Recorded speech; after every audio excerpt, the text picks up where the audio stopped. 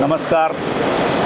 આજરોજ શ્રી સેવણી સેવા સહકારી મંડળી સેવણીની 64મી વાર્ષિક સાધારણ સભાનું આયોજન શ્રી રામજી મંદિર સેવણીના પટાંગણમાં રાખવામાં આવેલ હતું. અમારી આ સંસ્થા 1954માં સ્થાનિક કક્ષાએ શરૂઆત કરવામાં આવેલી હતી. ત્યારબાદ 7/12/1960ના રોજથી આ સંસ્થાનું કામકાજ એક ટ્રકથી શરૂઆત કરવામાં આવેલી હતી અને ઘરમાં અમારા ગામના વડીલ મુરબ્બીઓ હતા, સહકારી જીવ જે હતા, એમના ઘરમાં સંસ્થાનું કામકાજ શરૂ કરવામાં આવેલું હતું.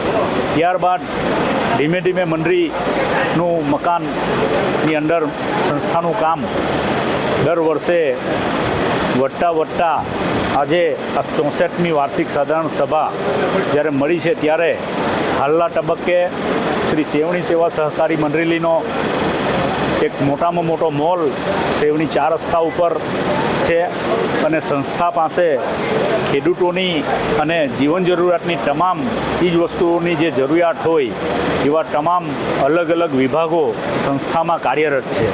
અને સંસ્થાની વેપાર પ્રવૃત્તિની વાત કરીએ તો 2023-24ના વર્ષ દરમિયાન 27 કરોડથી વધુનો વેપાર શ્રી સેવણી સેવા સહકારી મંડળી લિમિટેડનો રહ્યો છે. અને આ સંસ્થાના સભાસદો એ મૂળ સેવણી ગામના જે રહેવાસીઓ હોય એ જ ગામના સભાસદો સંસ્થામાં છે, એટલે કે એક ગામની આ મંડળી છે. પરંતુ મંડળીનો કાર્ય વિસ્તાર જોવા જઈએ કે સભાસદના વર્ગ જે ખરો એ સુરત અને તાપી જિલ્લો ઉપરાંત ભરૂચ જિલ્લામાંથી પણ દર વર્ષે અહીંથી સેવણી સેવા સહકારી મંડળીમાંથી જ ખરીદી કરવાનો આગ્રહ રાખનારા નોમિનલ સભાસદો ગ્રાહકોનો અતૂટ વિશ્વાસ સંસ્થા સાથે રહ્યો છે, જેના કારણે સંસ્થા ઉત્તરોત્તર પ્રગતિ કરી રહી છે. અને સંસ્થાના કામકાજમાં અમારા સભાસદો અને વ્યવસ્થાપક કમિટીના તમામ સભ્યશ્રીઓનો અને કર્મચારીગણનો ખૂબ પ્રયાસ રહે છે અને બધાનો સહિયારો પ્રયાસ સંસ્થાની પ્રગતિ માટે હરહંમેશ રહ્યો છે. આજના દિને શ્રી સેવણી સેવા સહકારી મંડળી લિમિટેડની 64મી વાર્ષિક સાધારણ સભામાં સુરત ડિસ્ટ્રિક્ટ બેંકના ચેરમેન શ્રી બળવંતભાઈ અને સંસ્થા દ્વારા હાલમાં આ વર્ષથી અમારા સભાસદો માટે આરોગ્યલક્ષી અને દીકરીનો જન્મ થાય તો 15,000 રૂપિયા સુધીનું બોન્ડ મૂકવા માટેનું યોજના જાહેર કરી છે.